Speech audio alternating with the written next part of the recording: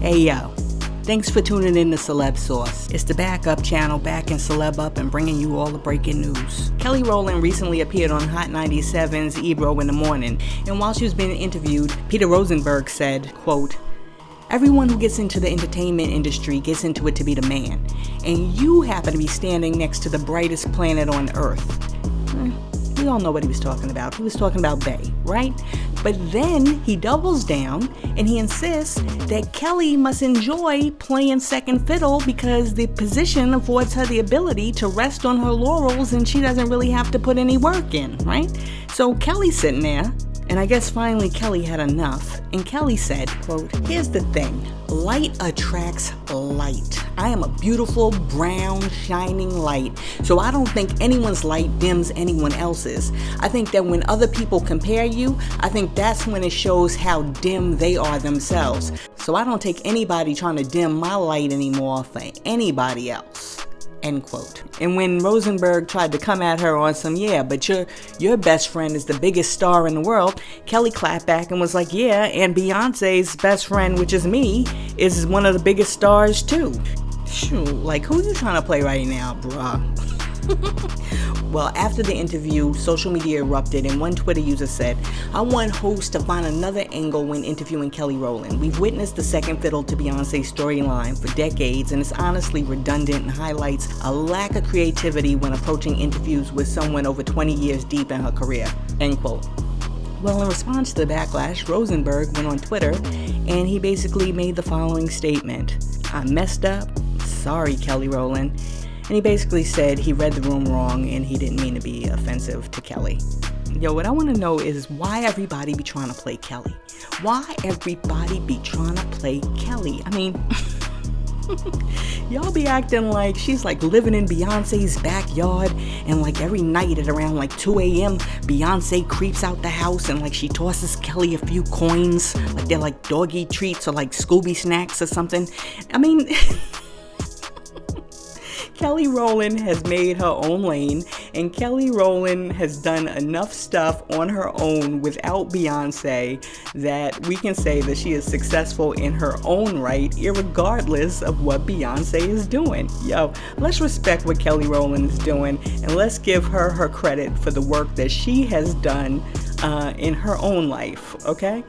Yo, real quick while we giving people props, let's give a shout out to Big Sean and DjAkadęmiks for having their first child together, and it is a beautiful baby, and I know that they are just overjoyed that they have this new life that they brought onto the earth. So we're wishing the baby much love, wishing the baby much health, and we're wishing the baby much happiness. Now, on to our next story. Saweetie is back in the news, and this time, fans are accusing her of dissing Quavo and perhaps Lil Baby in her new song, Don't Say Nothing, in which she says, quote, "That's what I get for kissing these frogs. He got mad and told my business to the blog, said he was a boss, but he talking like a groupie. I know he wasn't ready for this pretty big coochie." End quote. In response to the song, one person on social media wrote, "Yo, if Saweetie dropped a diss track about Quavo right now, she's a different type of savage."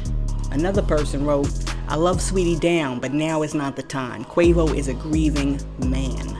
Some other people who heard the song thought she might be taking shots at Lil Baby as well because she's been intimately linked with him too, right? So I'm like, yo, let me listen to this song myself. Let me check this out and see if my girl took shots at Quavo and Lil Baby.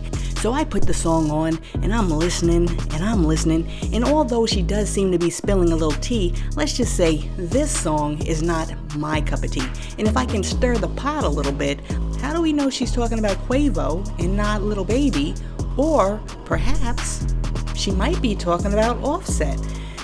There's no way to know.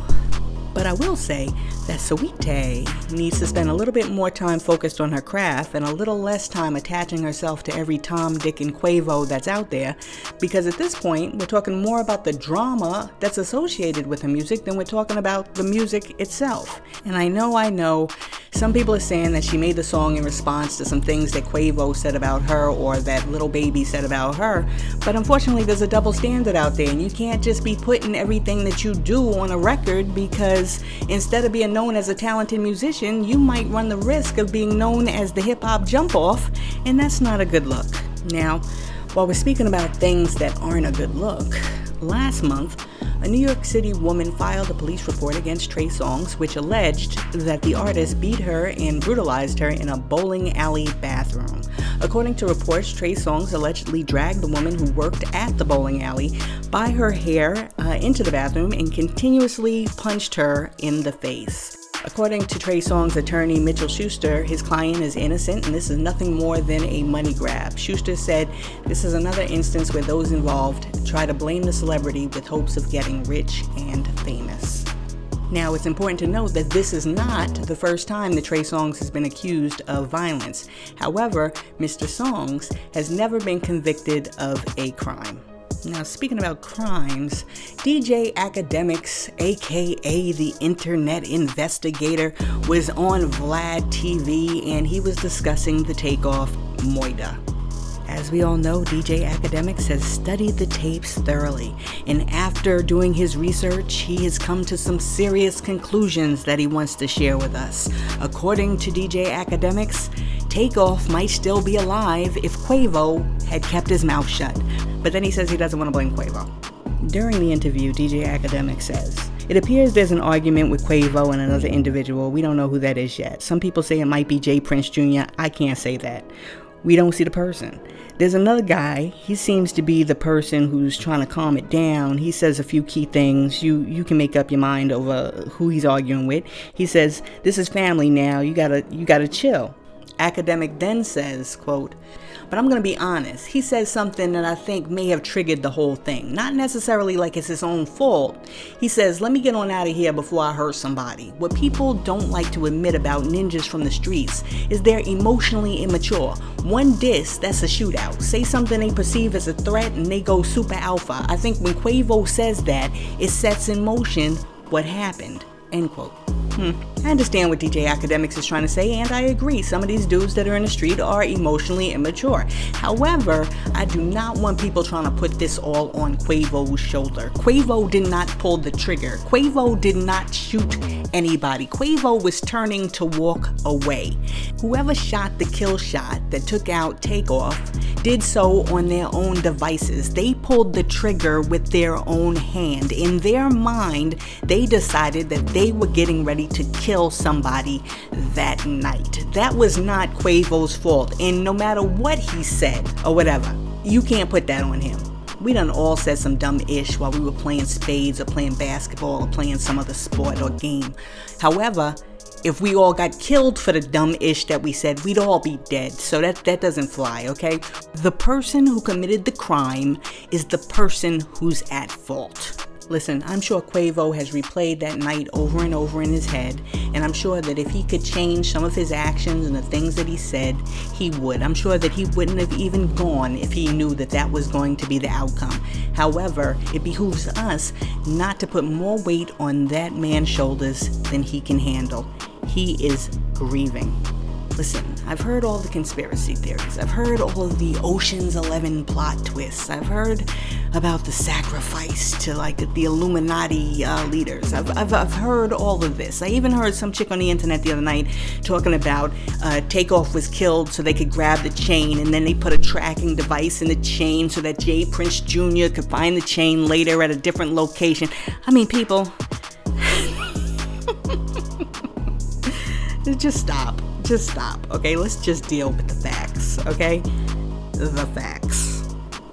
Now, speaking about interesting plot twists, as you may already know, Shanquella Robinson was a young woman from North Carolina who went on vacation with her quote-unquote friends, and while she was on vacation, she mysteriously died. At first, the family was told that Shanquella died of alcohol poisoning, but new information revealed that Shanquella was beat down by one or more of the people that she was on vacation with.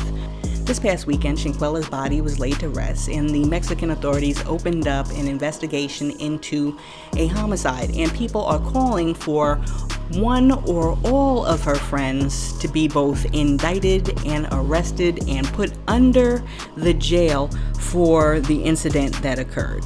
Now, some leaked footage hit the internet, and I'm telling you, it does not get any worse than this, okay? And now some reports are now saying that her quote-unquote friends stole $10,000 from Shanquella after she paid $6,000 for the Airbnb. One person on social media even wrote, they stole $10K from Quella and she paid for the Airbnb, shaking my head. And her father confirmed that it's a second video showing Winter grabbing her by the neck, body slamming her, and she never got back up.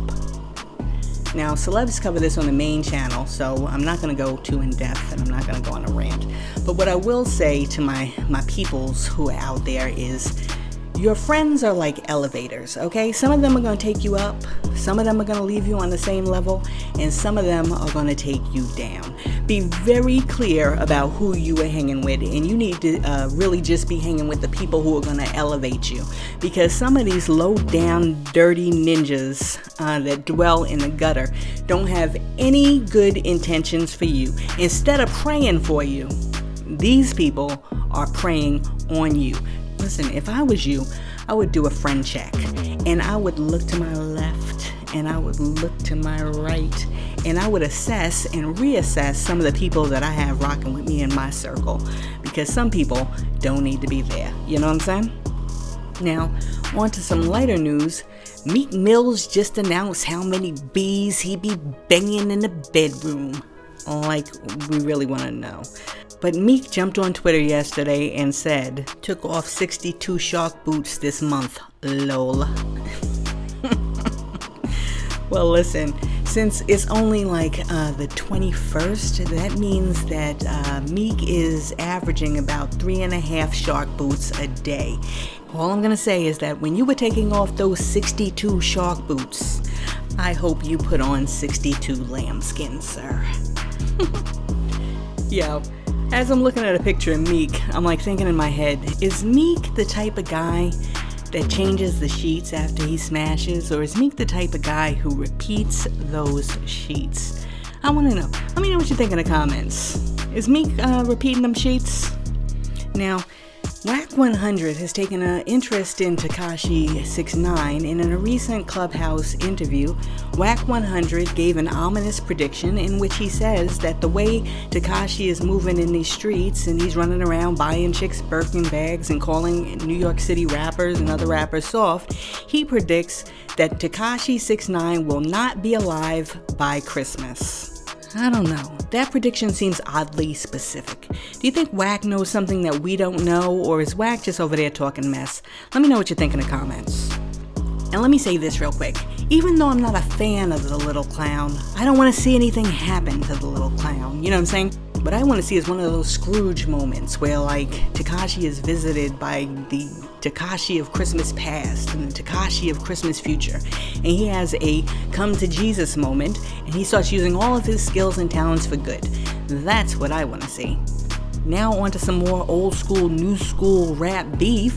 NBA YoungBoy says Jay-Z can't touch him when it comes to rapping. In a recent post, NBA YoungBoy said, Jay-Z can't out-rap me, boy. This ain't about no music. You just a scary bee. I wanted revenge on my labels ninjas I'm holding over here. You ain't even got $300K for your tax bill, clown. Just protect yourself, P. End quote. Yo, was there like a Black Friday sale on lean that I didn't know about? Because these young boys are sipping on the scissorp and they are wilding out right now, okay? Now, speaking about young boys, after Takeoff's death, Lil Durk seemed to have a revelation. And during an interview with Rolling Stone magazine, he said he was getting ready to switch up his game. Lil Durk said, even if you do 99% of ish right, you still got 1% of demons in you. You get angry fast, and one reply can F up $1 billion. That's why I'm not saying names no more in my music. I ain't speaking on the dead no more. I'm chasing $1 billion. I want our kids to grow up safe and sound, to be able to have fun, to have a real life. Hey, yo, shout out to Lil Durk for showing that he's thinking and that he's also maturing as an artist and a young man. Now, unfortunately, we cannot say the same thing for Lil Durk's boys. Early Saturday morning, Lil Durk's affiliates KD and Lamron Quan got into an argument in Fargo, North Dakota, and apparently the argument went left and they shot each other, and now both men are dead. That's right, both men are dead. They killed each other on the street. Yo, I don't even know what to say anymore. I don't even know where to go with this, because now we're having wild west high noon shootouts with each other in the streets. Now, police aren't sure exactly what happened, and they're not sure if there was a third party involved. Quan, who was from Chicago, rapped under the name Wack100, and we aren't quite sure what KD did, but we do know he was from Milwaukee. Oh my goodness. Listen, here's the upside, people. I have faith that even though we didn't get it right today, and we may not get it right tomorrow, we will eventually get it right. And I can't wait to see that day. Hey yo, thanks for tuning in to Celeb Sauce, your source for celebrity news. Be sure to like and subscribe to the channel. Peace.